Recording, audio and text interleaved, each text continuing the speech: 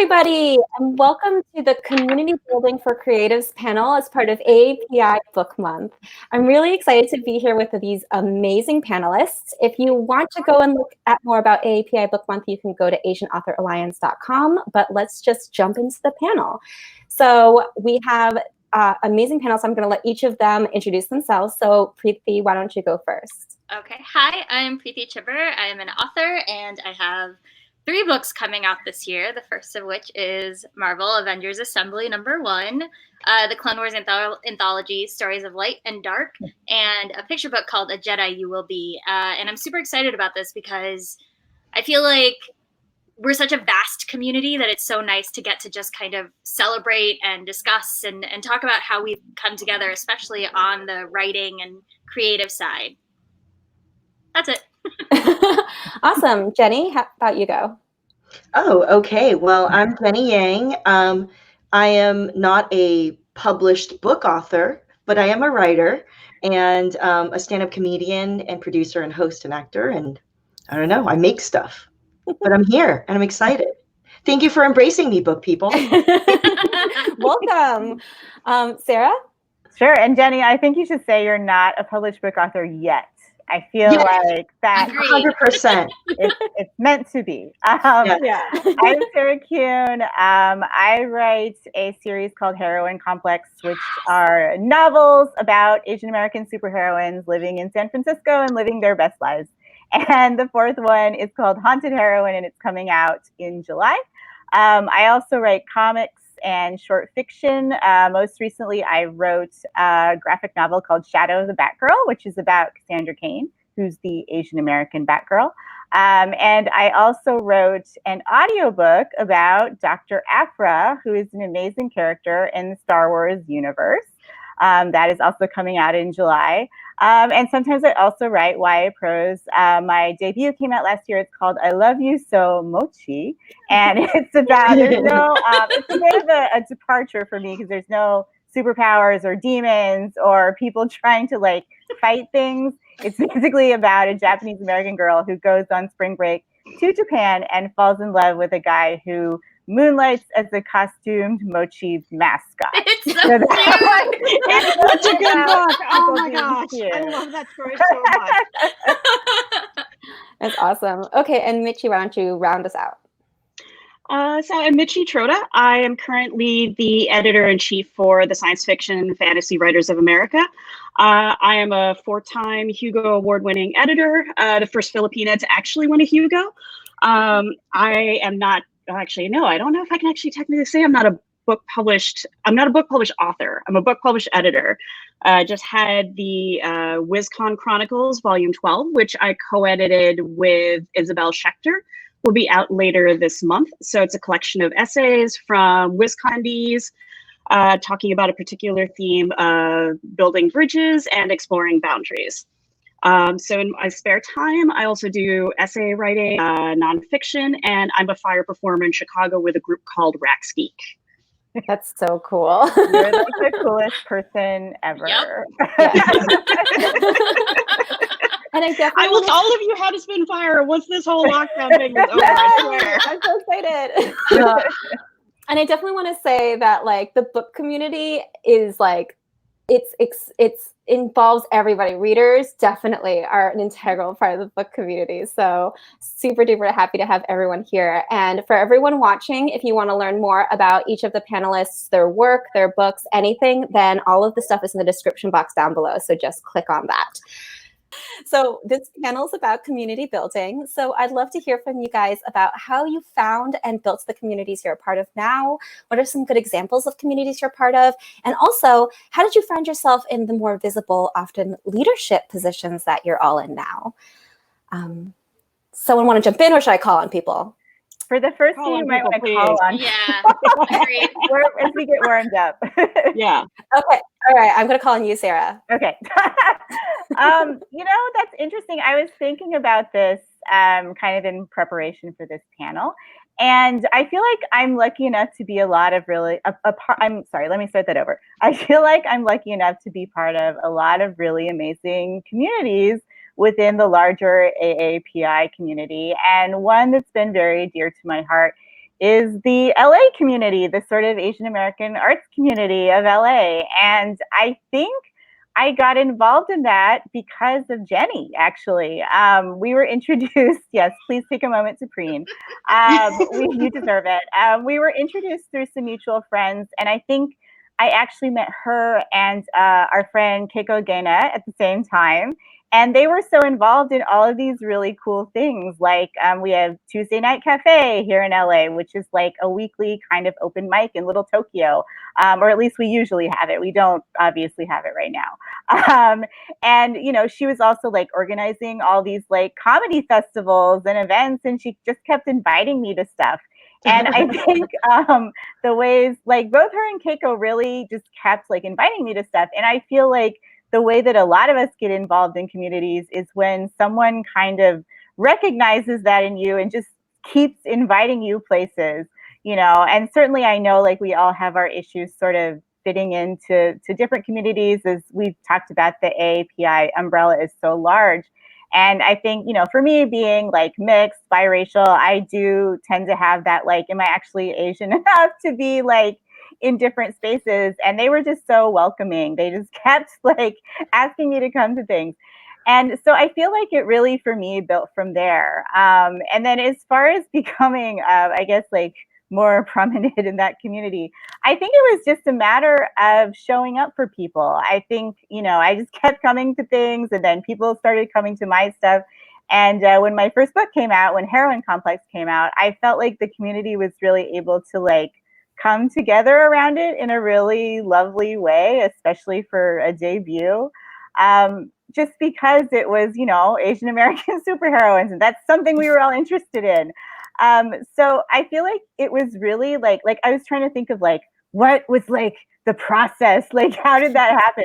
But I feel like it was really like people kept inviting me to stuff, and I showed up, and then they showed up for me, and it kind of made this very lovely, like, I don't know, tornado of community that was happening, that I'm still very grateful to be part of.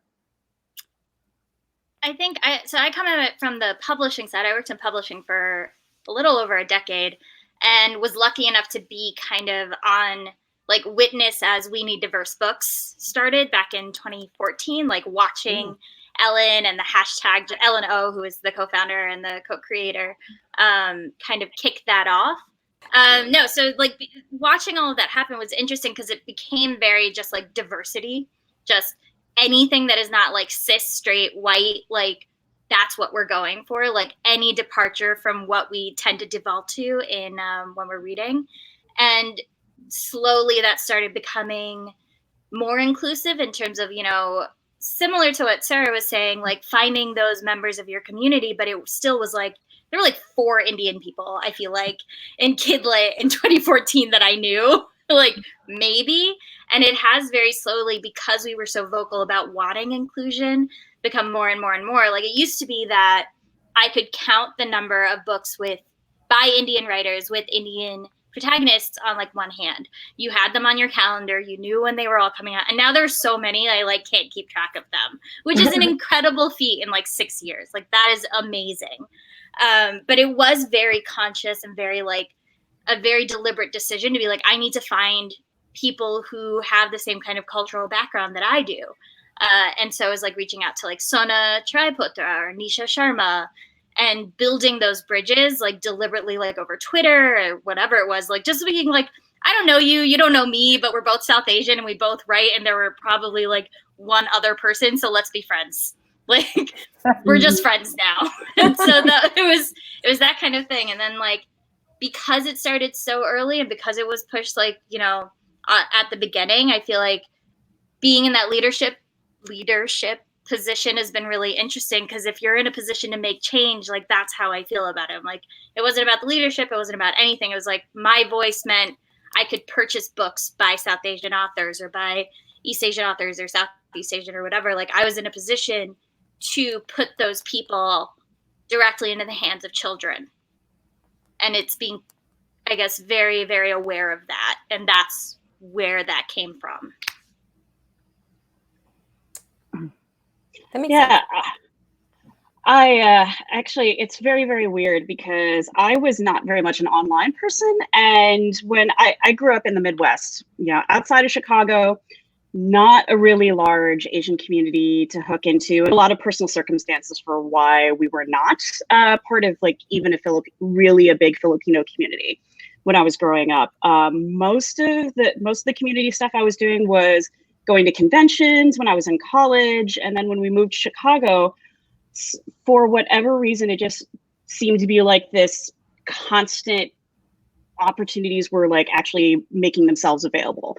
My husband found a group of nerds here in Chicago, the Chicago Nerd Social Club, that I got sucked into, where it was actually created not just by white nerds. It was actually a pretty majority POC.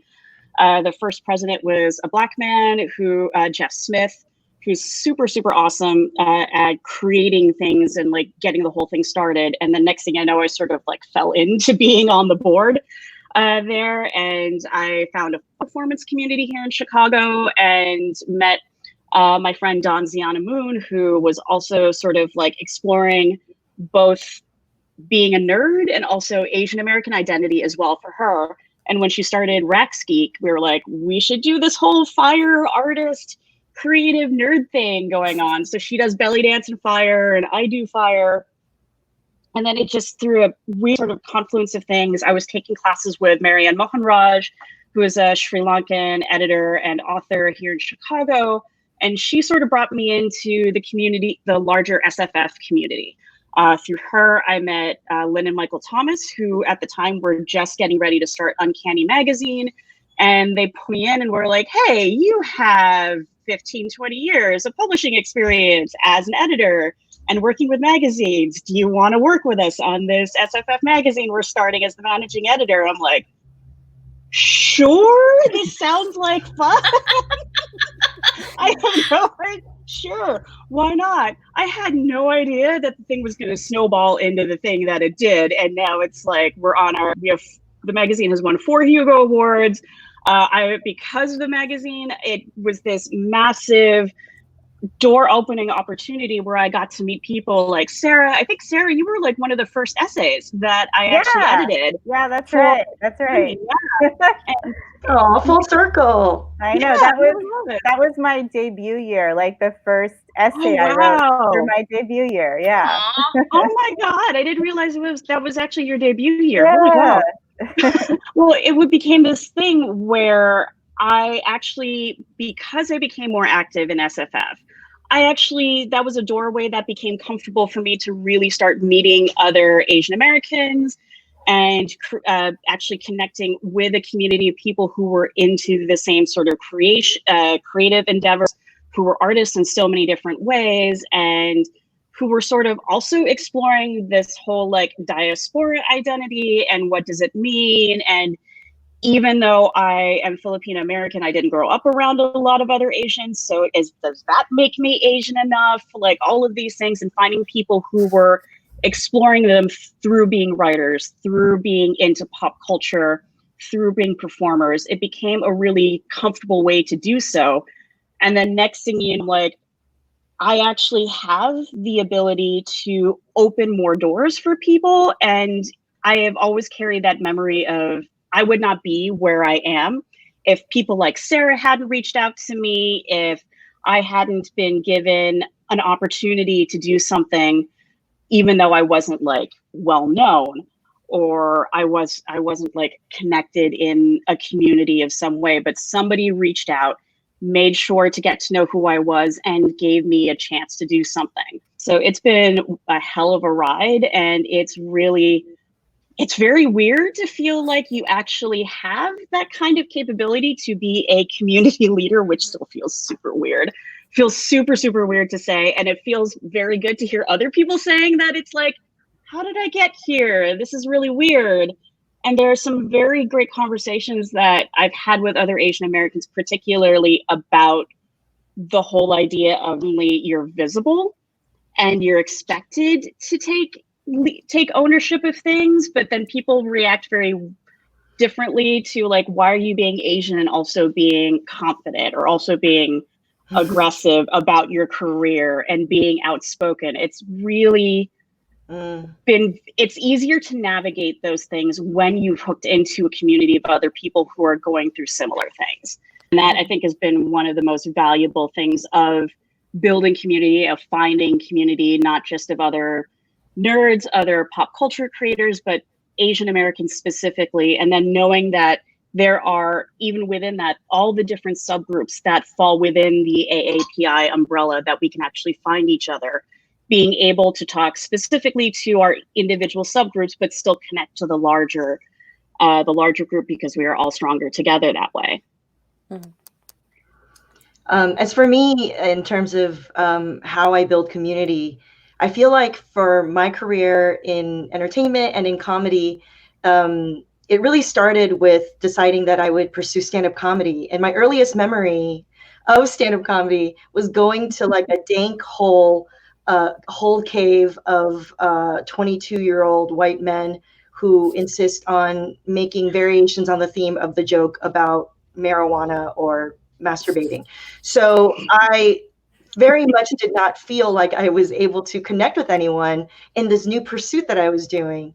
And I felt like I had the power to change that because, you know, I'm a lifelong Leslie Knope, high school, very into student government, activist in college. And, you know, if you have the tools of being able to connect people, it's like, why not use it for, you know, this need that you have to connect with others. And so for me, I feel like building community was as simple as, you know, how do I contribute to, you know, a group of like-minded people?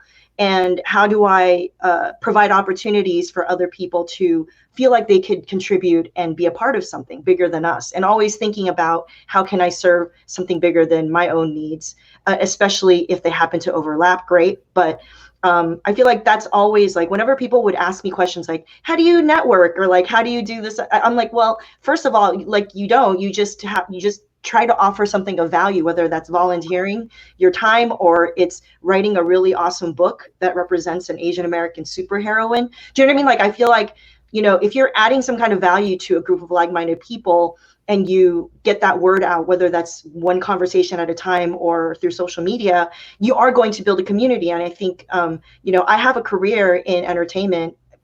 Prior, I used to work in politics, completely because I cared about building community and finding like-minded people and not feeling so alone. And so I think that's the motivation and I think a really important way of thinking in order to build community. Yeah, I love that everyone kind of said something about like it almost came down to like one person asking you in, or just like making that one friend, or having that idea of like, I want to sort of contribute to the larger conversation. Because it seems like, I think when we say like the word community, at least it almost seems so big, like it might seem like intimidating, like especially if you're trying to find that for the first time. But a lot of times it seems to start with that one-on-one connection. Like Preeti, when you mentioned We Need Diverse Books, I was remembering also in my debut year, there were a lot of really awesome Asian American women authors who reached out to me for like, did not know me at all, like had no reason to help me, but still like really lifted that book up and were kind of like, do you have any questions? Like, is there anything you want to talk about? Like, I remember specifically L&O and Courtney Milan and Cindy Pon and Naomi Hirahara. And they were all just like, oh my God, your book looks awesome. Like, how can we help you? And to me, that's so amazing. Like, that's so amazing to get that from someone that you don't know at all. And I think speaks to sort of their desire to reach out and give back and build that thing that, like Jenny was saying, is bigger than yourself. And I feel like that's, you know, something that now that I'm a few books in, I kind of aspire to, like being able to reach out to those debut authors and people who are trying to get into the industry and just like provide whatever help and guidance you can. It seems like a lot of community really starts with that. Yeah, I feel like I feel like something that everybody's been noticing, that a theme that everybody's been talking about too, is that when community building works for you, it's when you are doing it because you're thinking about what can be done to help other people. You're thinking about something besides yourself. And you just sort of, that's what makes you a good community leader, is that you're not thinking about yourself, oh, I'm a leader, I should be doing this, and I'm setting the example for that. It's not a, I'm sorry, there is a plane going overhead. I don't know if anybody can hear that. It's not a benefit for you, it's a responsibility. When you treat it like a responsibility, like it's a gift that you have the position and the ability to do something for somebody else that you remember helped you in the first place. And if you think about building community as something for the benefit of other people, not just for yourself, that's when it really seems to work out. And then you can end up building each of those networks. Like, that you end up talking about like those individual one-on-one connections, but then they build out in that like larger web, and everybody has their own little nodes where you've got your group of friends, your squad, but that doesn't mean that you can't connect to other people and find ways to make mutually beneficial connections. I love that. I love all of your answers. And also you guys are like answering like a bunch of other questions I had. This is good. You're making my job so much easier. So it's great for me. So why don't we move on to talking a little bit about some of the more nuanced parts about being in kind of a more visible or even leadership position, because I think that being in a position that even if it's not like officially a leadership position, it could be de facto because people look to you for advice and mentorship. But that also often means that you have a responsibility for making sure that each of your members feel seen and heard, right? So when it's a group for creators, especially diverse creators, there's an added responsibility of making sure your members feel like their work is also being seen and given a platform. So how do you deal with the responsibilities of, for all intents and purposes, a form of gatekeeping? And knowing that there are so many barriers in creative industries for diverse and for AAPI creators. And also, how do you balance maintaining the necessary bandwidth for your own creativity and career while also making sure that you're giving back to those who are coming to you who are like newer creatives? Sorry, it's a lot of questions. And how do we solve the pandemic? Yeah. How do you get on this panel? That would be like the biggest example of community building. If we could solve the pandemic on this panel. Yeah. If you can figure out how people can actually like be in the same room together. Yeah. I'm curious about what Michi thinks about this, because I know I just know that as an editor, like you're in such a unique position because you're also a creator. You're also like writing your own stuff. But obviously you have, in a Hugo Award-winning way, like brought in and edited all these creators and really like maintained their vision. So I was like really curious about your answer for this one. Well, I'll give the how do you balance things out question first for personally, because balance is not my strong suit. I get very little sleep. To all of those out there who are earlier on in your careers, please get into better habits as early as possible. It might be a lost cause for the rest of us. But it's actually really important to guard it is not being selfish at all to guard your own bandwidth for your creativity. It is important to reach out and take part and contribute to the community that is also supporting you. But really, it is not a selfish thing to take time for yourself, to carve out some time and say, this is for me. I have work that also needs to be done that is my own creative vision. But as an editor, it is such a huge responsibility to think about who you are publishing and being aware of the systemic imbalances that already exist. A lot of it is, when you are starting out, there are people who you like to work with. You're comfortable, you know who they are, you know how they can turn in work and they're good at. And it really means that you have to push yourself. The more established you get, I think the more you have to push yourself to continually look outside of those boundaries that you're comfortable within. You need to keep pushing those boundaries to expand them. Otherwise, it's really easy to get into a rut where you are comfortable working with the same voices.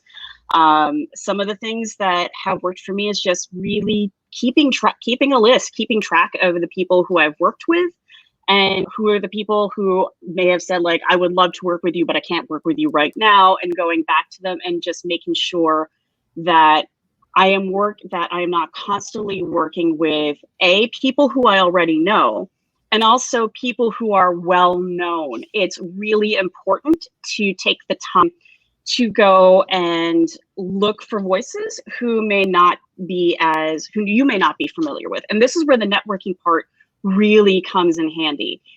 Just because there's someone, it's not a network that you may be aware of, someone who you know might be aware of those things. Really important to continue talking to authors who are not like you, to people who are not necessarily part of your immediate community. Like, even as a Filipina, I'm still American. I don't know who all the Filipino writers are outside the US. That means that I need to make sure that I'm maintaining connections with writers in the Philippines, outside of the US, and just make sure I'm tapping into them every now and then. Like, hey, I haven't seen, or I haven't been able to work with voices from these particular areas.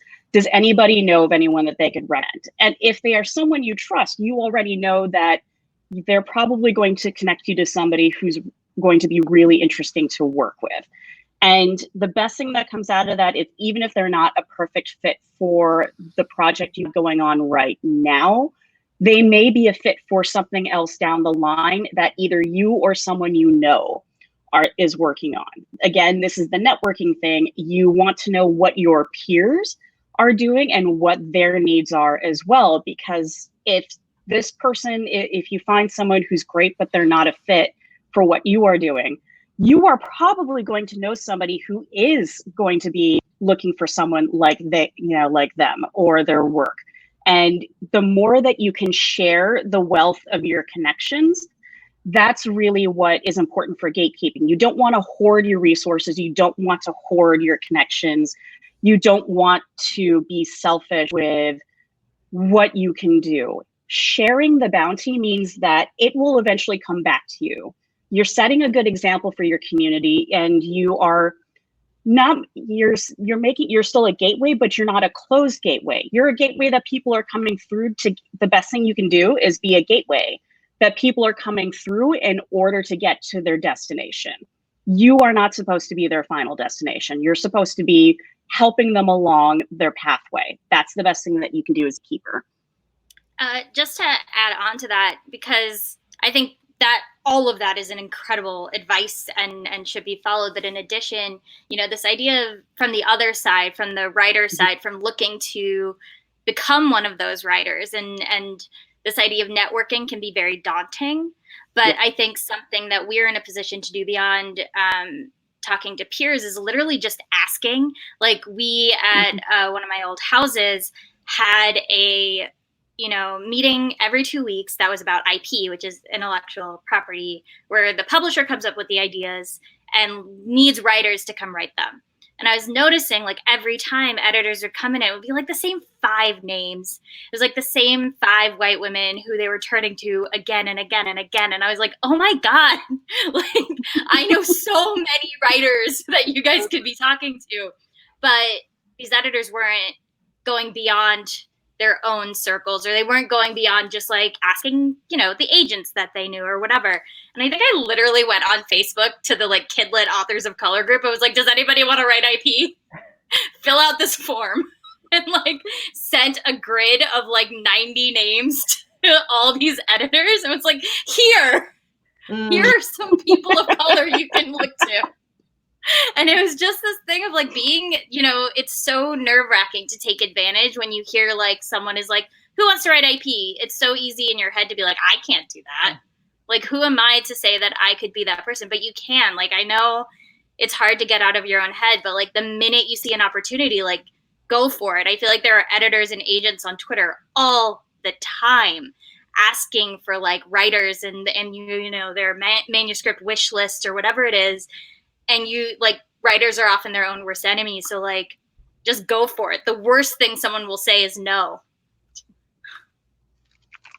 Yeah, I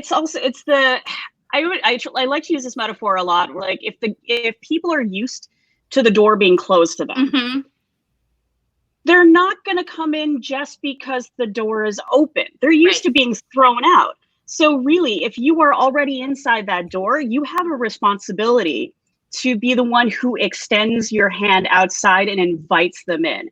Like, and just goes outside and says, hey, I'm looking for this, or there are some opportunities here that I think you would be really great for. Please come in and join us. Like, if you're already inside the door, you really should be stepping back out and pulling people in with you, because you didn't get through that door just because you decided to walk through yourself. Somebody else widened that door for you and or decided to pull you in too. So you really need to go back and do the same thing for other people.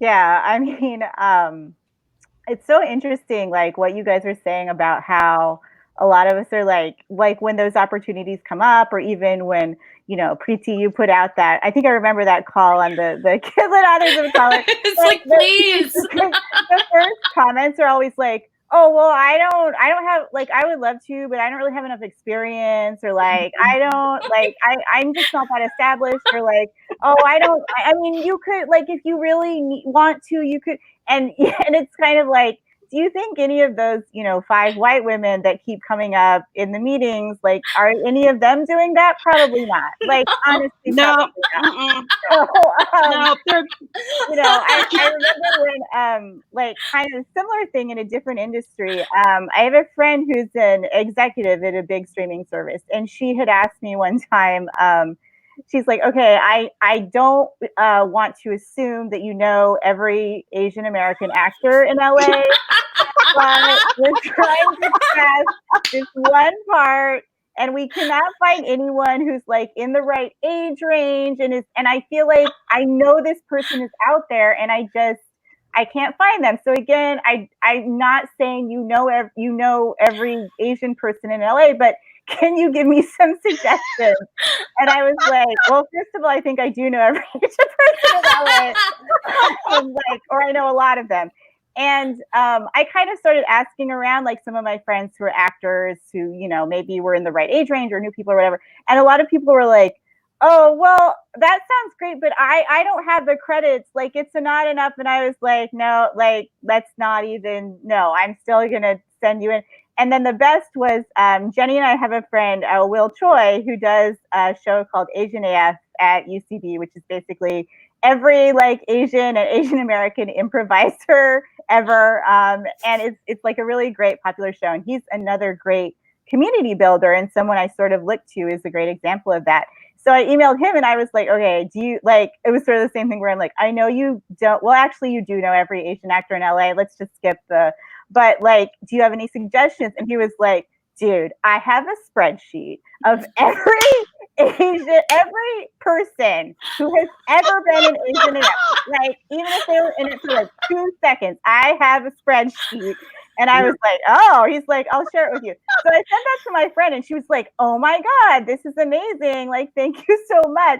And even if she didn't, like, I don't remember like who they ended up casting, but even if she didn't get like the person from that spreadsheet, those people were put in front of her, and, you know, hopefully put in front of other like executives at that streaming service.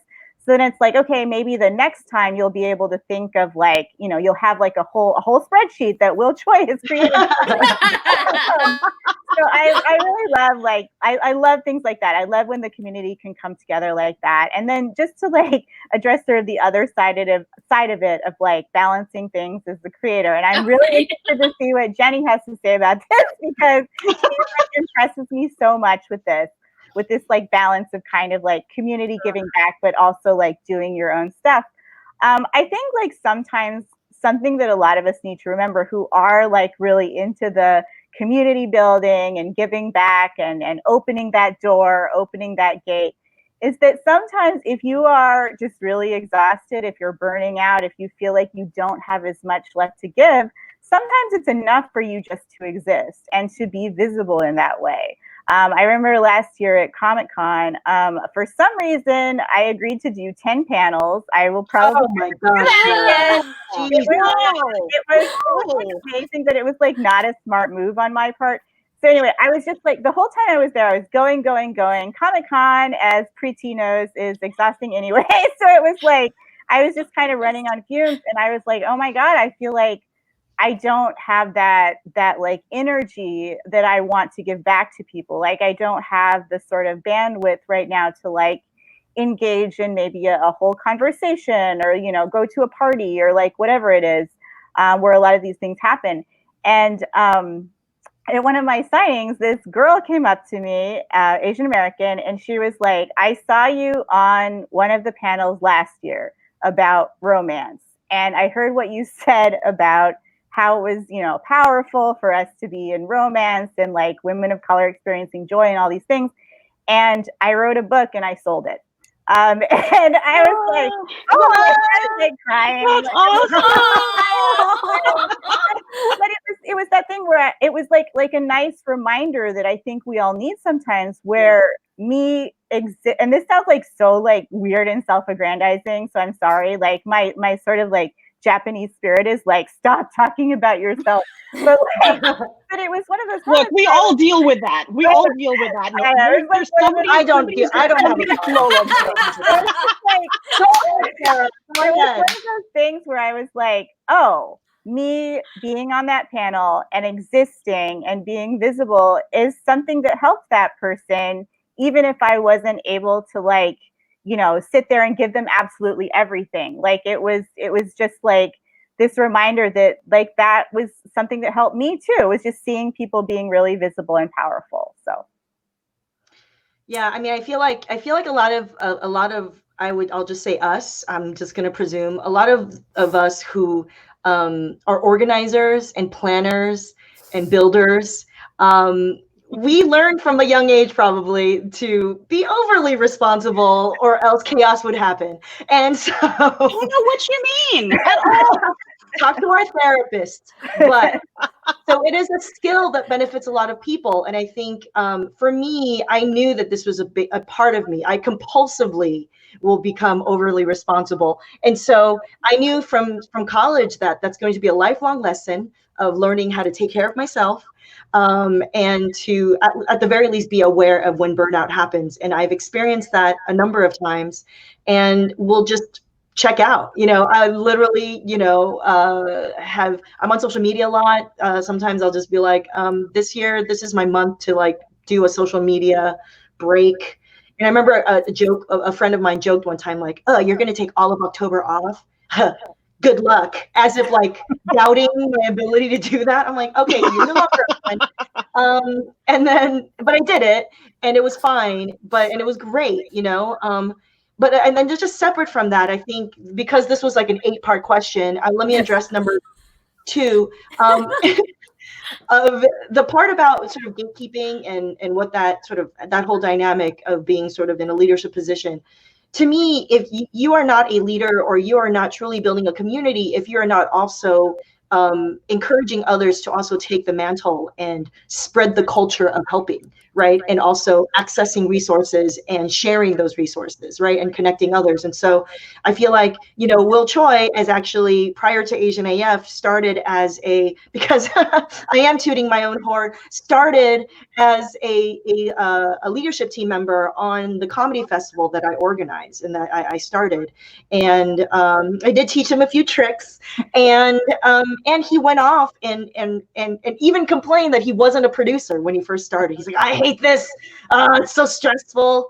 And then like 2 years later, he's like starting Asian AF, making it the most popular bi-coastal thing that they used to talk about in the sort of big Upright Citizens Brigade meetings with, Amy Poehler and all of them, saying how successful it was. And, to me, I feel very proud that I consider that a part of this greater movement that I've been a part of organizing comedy people, frankly, Asian American comedy people. And so, I feel like that has to be always in the vision if you're truly trying to build community. Yeah, and that's so funny, Jenny, because like I feel like I got to watch that happen in real time, like kind of like the mentorship, and then Will kind of going off on his own and like building this huge thing. And it's fun to see that kind of then like make our different communities across sort of industries and mediums connect, because Will came to San Diego Comic-Con a couple of years ago. I think it was his first Comic-Con. And so he's like, can you like show me around? And I was like, well, Here's this giant crowd of people. There, you're done.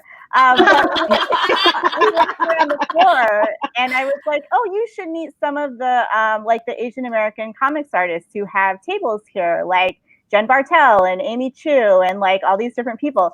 So I took him around, and he had his shirt he had made for Asian AF, which is one of those like black and white shirts where it's just like names.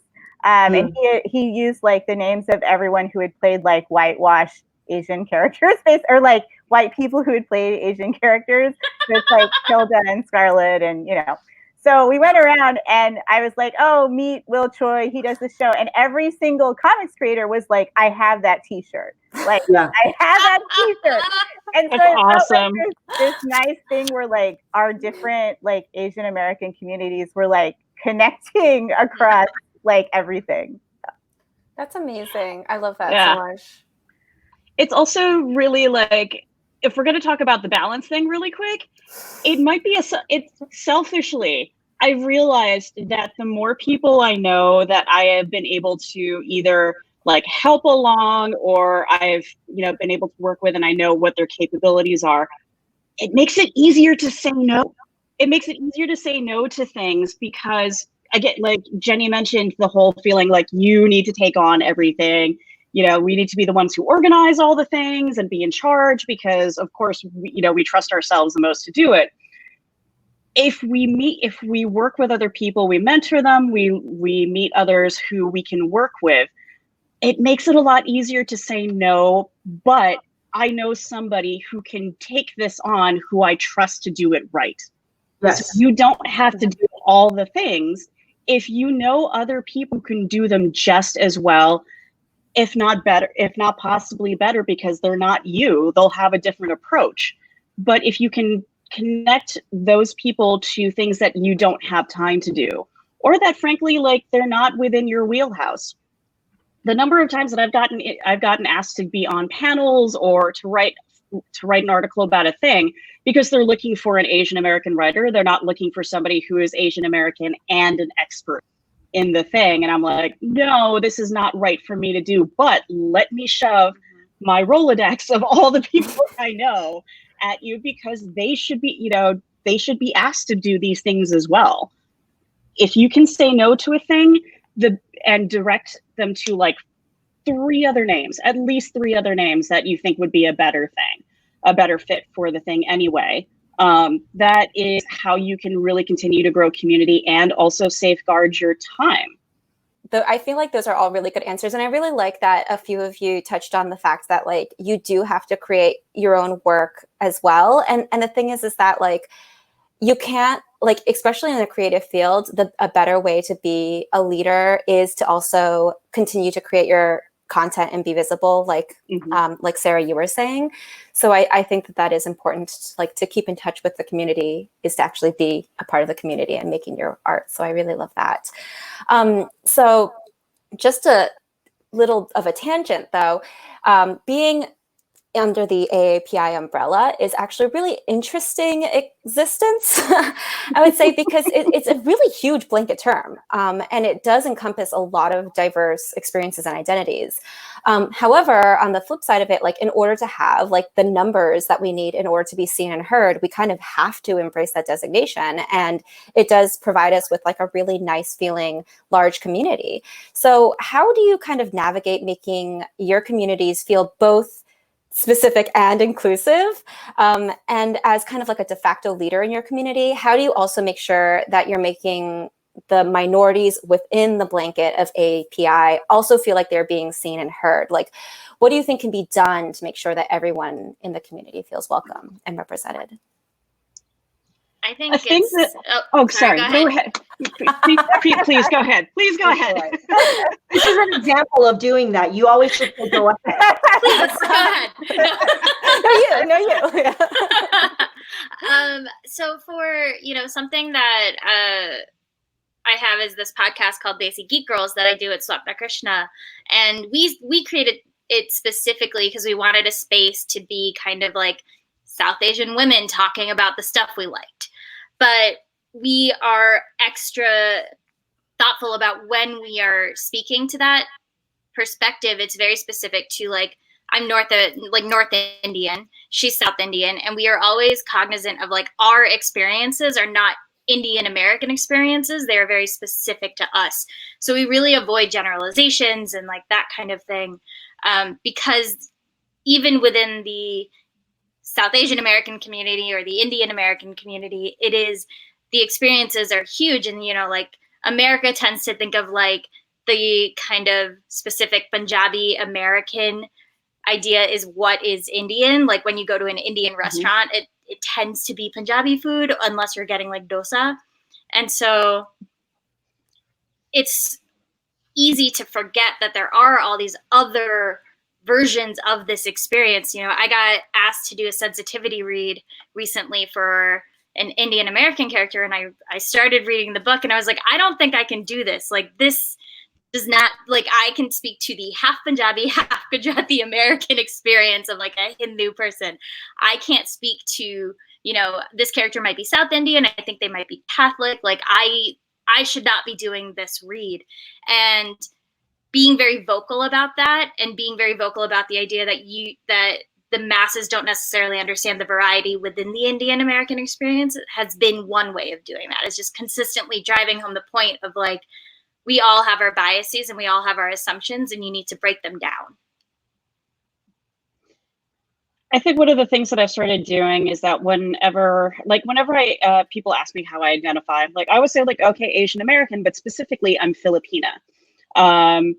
It's a thing that I've probably only been more cognizant and vocal about last several years, because being Filipino, it's been really now that once I started hooking into the community more and being more comfortable actually exploring what that meant to me, noticing how often that gets erased from the larger Asian American discussion. A lot of it tends to be skewed very heavily toward East Asian representation, and understanding like East Asians. It's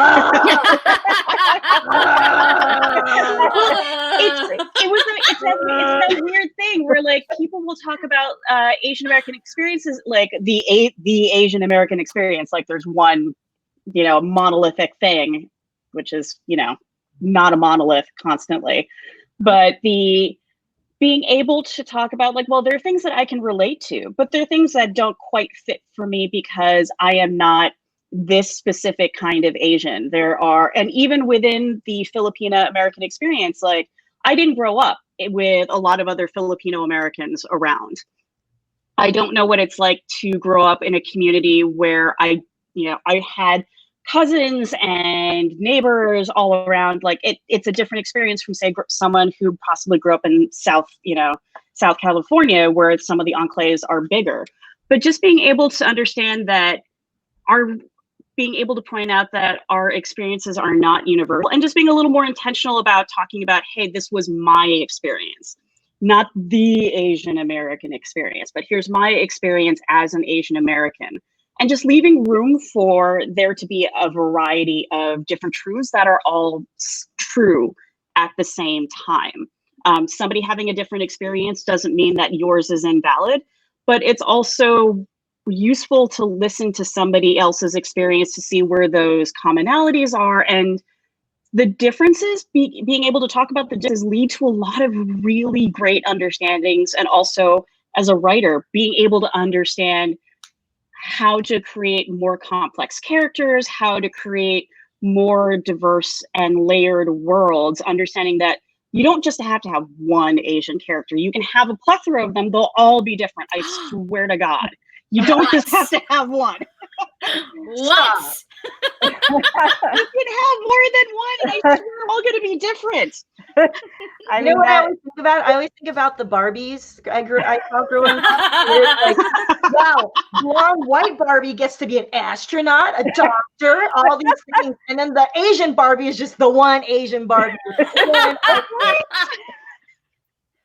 Yeah, Asian Barbie wants to be an astronaut. I don't know if you guys saw, but when they released those the new like limited edition Star Wars Barbies, like I was looking through them and I was like, wait, hold on. The Chewbacca Barbie is Asian. Like I was like, she's wait, I'm Asian. sorry. There's a and then, what? Well, it's not. There's like what? she's not like Chewbacca. It's like they're dressed in fashions They're that fashion. are It's like inspired. couture. Yeah. I'm sorry. She's wearing like this like amazing like fur, like Chewbacca fur ensemble. So I like went on, like, this is like the kind of thing that makes me go on a deep dive when I'm supposed to be doing something else. So I was like, wait a minute, I'm gonna get to the bottom of this mystery.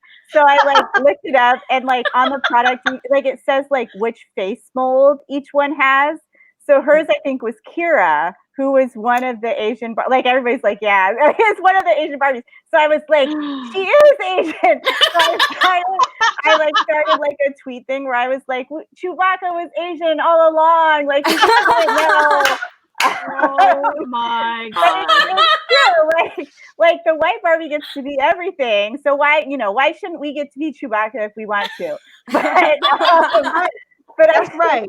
I think Someone's going to end up tweeting that. I hope you know that. Like, this might not be the fight for representation you want to go down. I'm like, no, I'm committed now. But I think it is what everyone's saying, which I really love, which is sort of like embracing those specificities, but making sure that you leave room for other people's experience within that specificity. And it's been really wonderful for me. I grew up like, again, a really small, really white town. I did not grow up around a lot of Asian people except for my family.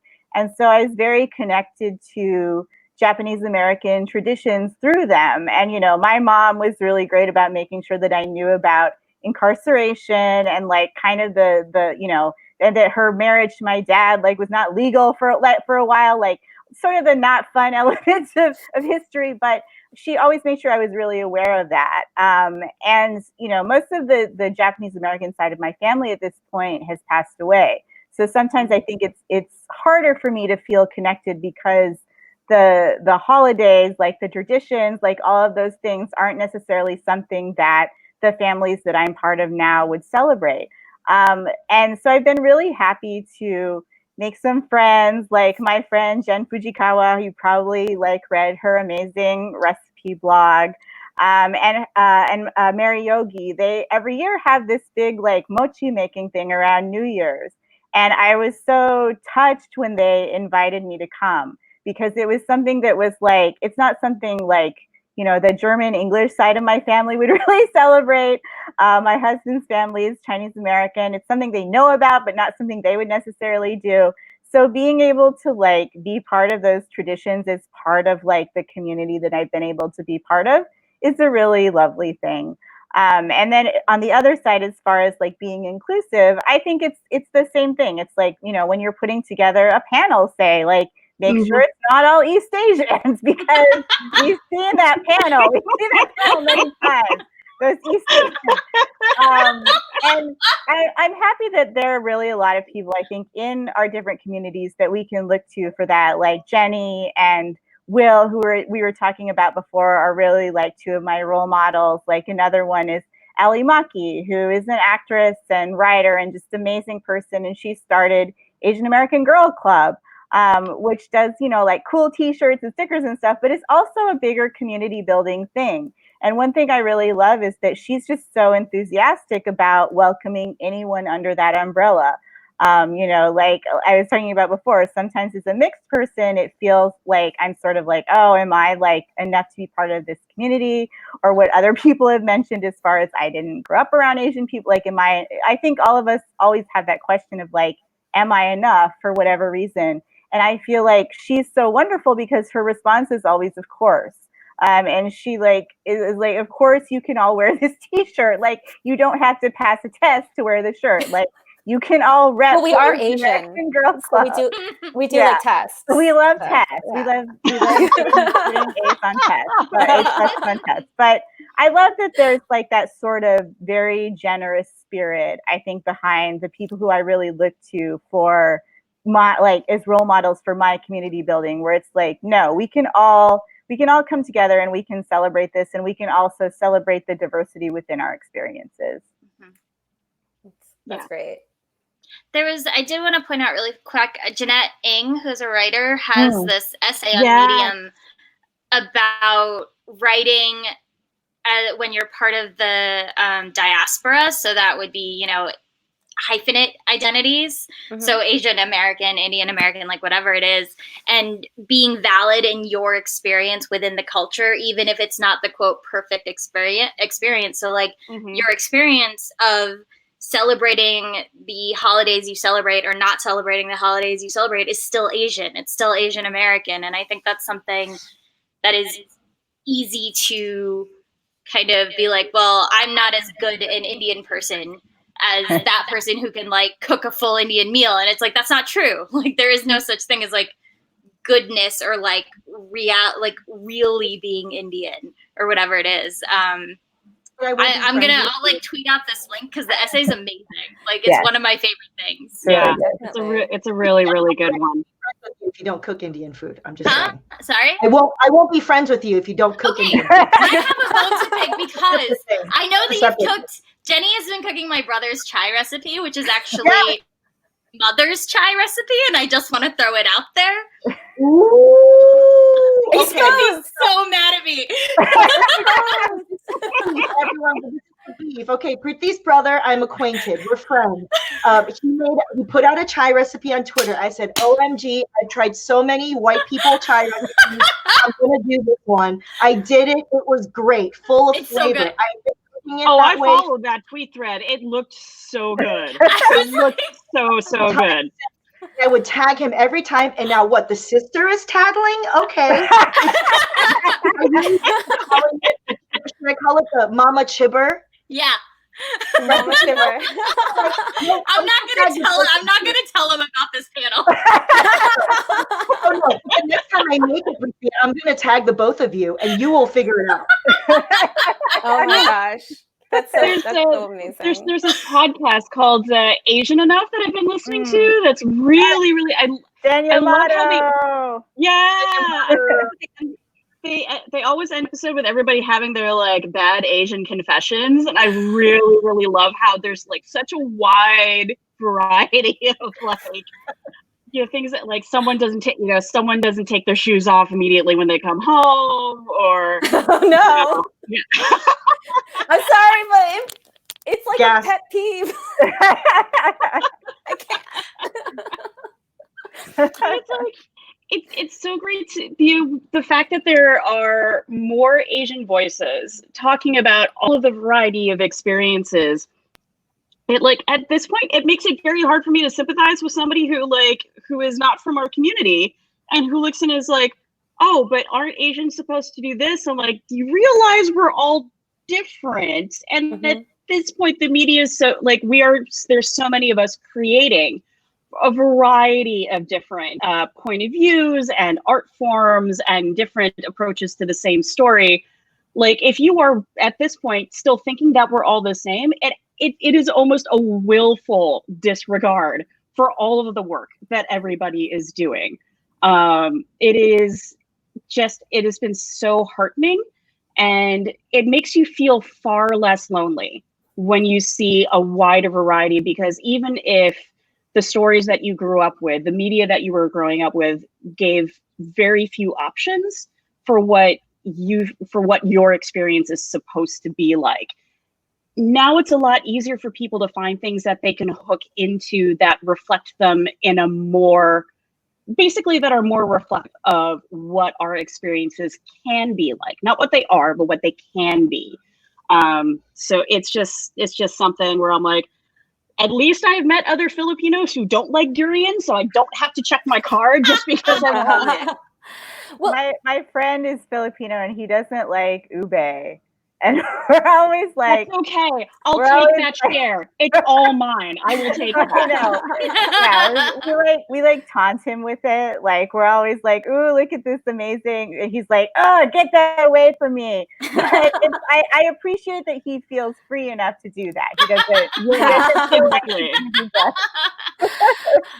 I love these answers, and I definitely am latching on to what all of you have been saying about like by accepting that there is a variety of experiences allows for more people to feel comfortable within the community and to speak up and to talk about their experiences without having to feel like not Asian enough. And it definitely reminds me of times when I go back to Korea and I talk to my Korean family and I talk about like certain things that we do my Korean American family, I'm like, oh yeah, for like, Korean New Year, we did this, like the traditional this, and they're like, oh, we don't do that anymore here. And I'm like, oh, or like my sister has a baby, and the first birthday we call it a dole, and the baby has to like pick different items, and it's like their fate, their future. And we were like asking our grandmother, we're like, what are the traditional items and what do they mean? And she's like, oh, no one cares anymore. Just put like a baseball and a doctor's stethoscope in front of her. And we were like, but it was like interesting because I do think that in some ways diaspora people care more about keeping to the letter of the tradition than people who are still living in like the home country. And so I think that's like a really good example of like, you know, how strictly you keep to the tradition doesn't mean like you're more or less, because people literally living in that country don't do it anymore, you know? So I think it's totally Go fine. ahead, sorry. Oh no. You think it's totally fine? No, I always joke that like, you know, immigration just turns into like a big time capsule of that culture of that time, you know, so so, you know, for example, my dad, he left China, the mainland, in 1948. He's very old. And Taiwan is sort of this like renegade country that was formed out of the Communist Revolution. And, you know, in Taiwan, you learn the traditional Chinese characters. Full strokes, just full pictograms, you know. Separate from that, the mainland, they do a simplified Chinese now, and it's like, yeah, like I know how to do incense and do all the like, you know, that there's a time capsule effect, I think, when you kind of leave that home country. Yeah, that's true. Okay, so I do have another question. It has nothing to do with what we're talking about now, so I'm just gonna not even try to do a transition. But I actually am really interested to hear your answer. Actually, I'm really interested to hear Jenny's answer to this. I'm gonna call on you. So there's obviously, you all know about the model minority myth and how it can actually be really, really damaging. Some people bring it up being like, oh, you're so lucky because like you're a model minority. I'm like, no, I'm not. It's still a stereotype. But it kind of tells people that like we should be like quieter and like good at math and like whatever. But then, you know, as we are all creatives, a part of being a creative is being able to like shout about your accomplishments, as Sarah experienced like viscerally earlier on this panel, like being like, I shouldn't talk about it. And also because we do have the transition now to a lot of our communities and interactions existing on social media, where you kind of have to shout in order to be noticed. So how do you kind of reconcile like the idea that like we've been told, oh, be quiet or be submissive and you'll be able to like coast through, with the fact that like we need to unabashedly celebrate ourselves, we need to celebrate our work, we need to speak out not only about our work but about our identity, how we're embracing it, how we're proud of it, and also kind of pushing back against like the white norm that still does push us down even while it's pretending to call us like a model minority. So yeah, I just want to hear your thoughts on that, Jenny. Yeah,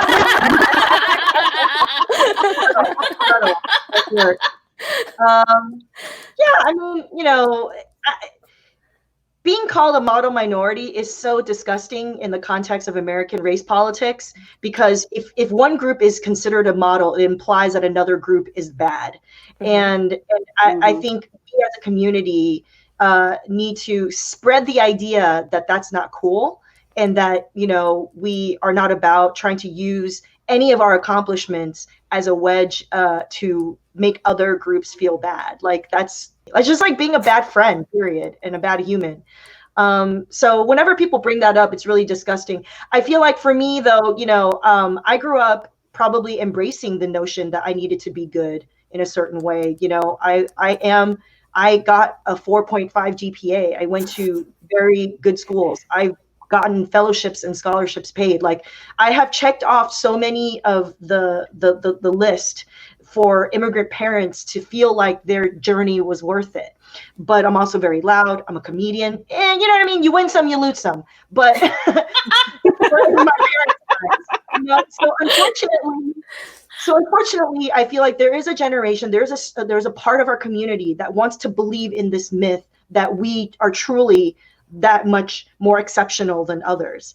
And I think it's up, and frankly, it's just not true. Because, you know, I think as artists, we most people who are creative care about trying to create a vision where we get to be whole human beings, right? Rather than any kind of two-dimensional idea of a person. And so I think I think that's why it's so important as Asian Americans, Asian Pacific Americans, to uplift creatives and storytellers, because that's the way that we can get the full vision and the full texture of who we are, right? So we're not just, Kira Barbie. You know what I'm saying? Like, come on. We love Kira Barbie. But we love Kira, you know what I mean? Our one representation. Yeah, I get it. One. Just that Kira could like have some friends. Like she could have some other friends in But there. here's the thing: Indian Barbie was Jasmine. Oh. That's what we had. We had Princess Jasmine, who was not Indian. They're just like, wow. This works. They're just like vaguely brown. But kind of brown. No, two very quick things. One is, I think everyone should read The Making of Asian America by Erica Lee, which like fundamentally changed my relationship to American history. Like I was like, we have been here for a long time. What? And then in terms of like being loud and like promoting yourself or like being proud of your accomplishments, I just want to share a very, very quick anecdote, which is I am super like, I need people to buy my book. I need to like get paid.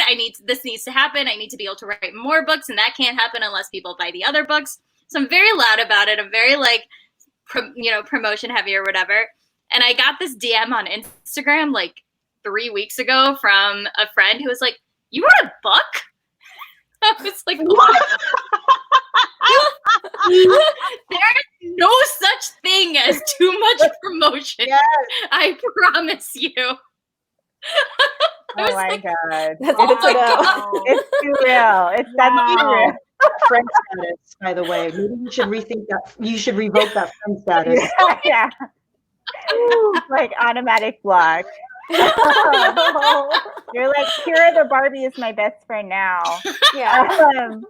Yeah, I mean, I think it's interesting to think about. I feel like a lot of this for me has honestly been in therapy and in my own, personal life, just like undoing kind of years of damage and sort of years of things that are put on you. I remember how my mother reacted when I got a B on a report card. And I feel like that has like carried through into how I sort of weigh my accomplishments or what I think of as my failures. I feel like I remember getting that like tiny bit of like Asian parental like outside validation for certain things and how good that felt. And so I feel like I sort of like have to undo that idea that I'm only worth something if I accomplish X, Y, and Z, if I accomplish, kind of the checklist we were talking about. And so I've really tried like in the last few years to push back against that, both in myself and in the community. I think, what Jenny was talking about the model minority myth and how it is used as a wedge, like it is used to use us as a wedge.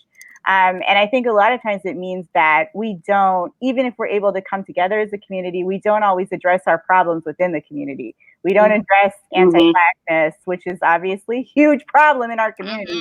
We don't address colorism. We don't address things like the purity test that we give people as far as like not Asian enough. And that's something I think we really need to actively work to fight back against. Like another thing that I'm kind of like actively, sorry, I just lost my train of thought. Give me a second. There was something else I was like, obviously it was very important because I can't remember it now. Oh, I know what it was. I feel like there are certain things that because of that sort of conditioning of like, you're getting this outside validation for like certain things and disapproval for other things. There are certain things that like early on in my career as a writer, I took as big compliments. And I've actually started to like think of them as kind of a trap sometimes. Like one example, and I feel like this is like possibly as explosive as the revelation that the famous chai recipe is actually not from Vinny. is that I think like I used to really like get like this happy feeling when someone would say like, "Oh, you're so easy to work with. You're so easy to work with." And now sometimes when I hear that, what I hear is that you will not fight back. You are we know that you are grateful to be here. We feel that you should be grateful to be there, and therefore you will take whatever is sort of given to you. And so that's something that I really try to push back against. Like, of course, I want to be in a basic sense, like easy to work with, but I've tried to recognize when that is actually a very coded statement that I want to fight.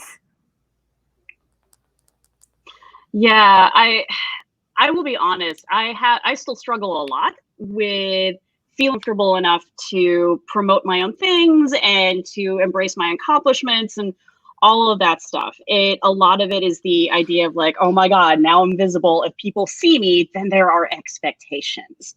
And that's a lot of pressure to carry. But what has been helpful for me is to realize that when I am putting myself out there, this is not just for me.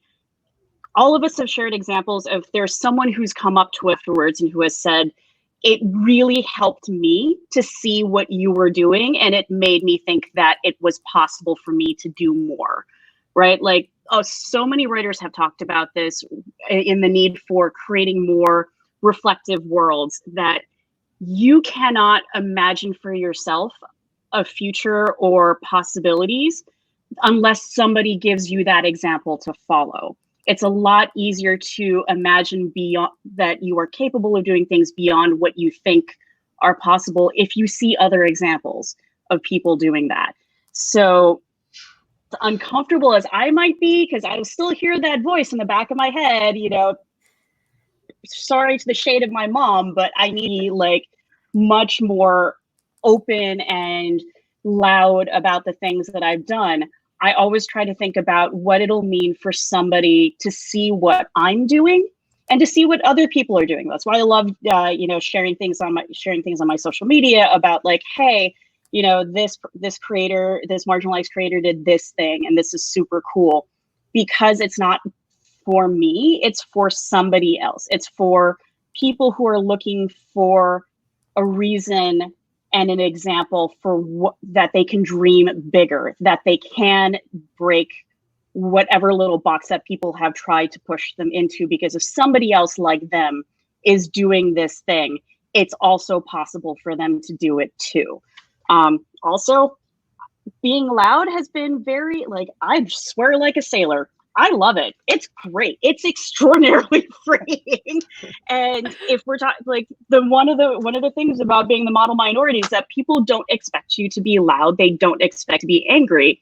And it gives you the space to do that more for people who don't have as much space to do that because of angry stereotypes that are appended to particular marginalized groups. If we have more space to be loud and to push back without facing as much as dire consequences for being aggressive, for being loud, we should do that too. That is a tool that's in our box. We should use it.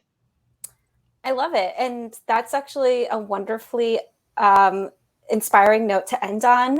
Thank you all so much for coming to our community panel. I am so inspired by all of your words and all the communities that you've built. And for everyone watching, if you want to learn more about all of these amazing creators and community builders, go to AsianAuthorAlliance.com, and happy AAPI Heritage Month. Yay. Bye. Yay. We are partnering with Asian American Girl Club to give away this original Asian American Girl Club logo t-shirt. The giveaway ends tonight, so check out the Rafflecopter link in the description box of this video to see how to enter.